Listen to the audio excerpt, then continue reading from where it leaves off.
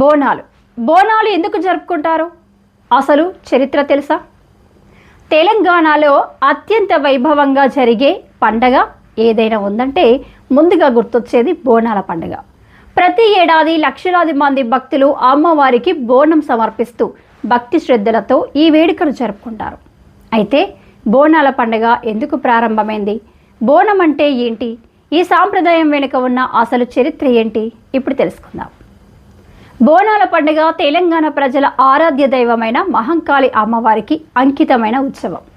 ఆషాఢ మాసంలో మహిళలు కొత్త మట్టి లేదా లోహపు పాత్రలో అన్నం, బెల్లం, పాలు లేదా పెరుగుతో తయారు చేసిన నైవేద్యాన్ని బోనంగా సమర్పిస్తారు.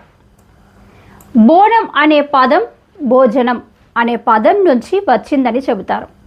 అమ్మవారికి ప్రేమతో సమర్పించే భోజనమే బోనం.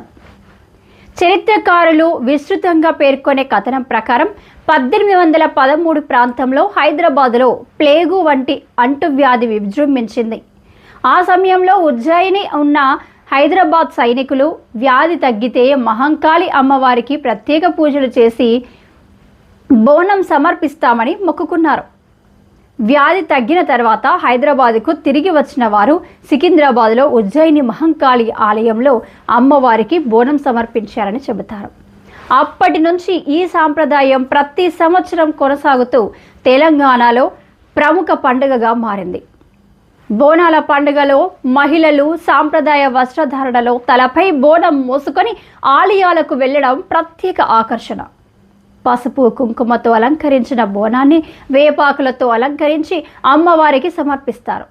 అలాగే పోతురాజు నృత్యం, ఘటం ఊరేగింపులు, రంగం కార్యక్రమం, జానపద కళారూపాలు ఈ ఉత్సవాలకు మరింత వైభవాన్ని తీసుకొస్తాయి.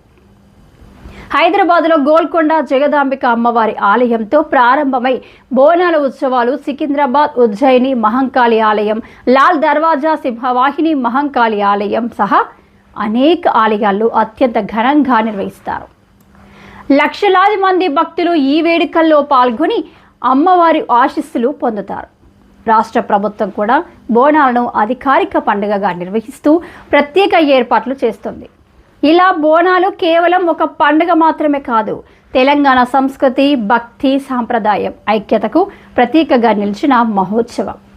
ఇంకా ఇలాంటి తెలంగాణ చరిత్ర, సంస్కృతి, ప్రత్యేక కథనాల కోసం ఛానల్ను సబ్స్క్రైబ్ చేయడం మర్చిపోవద్దు.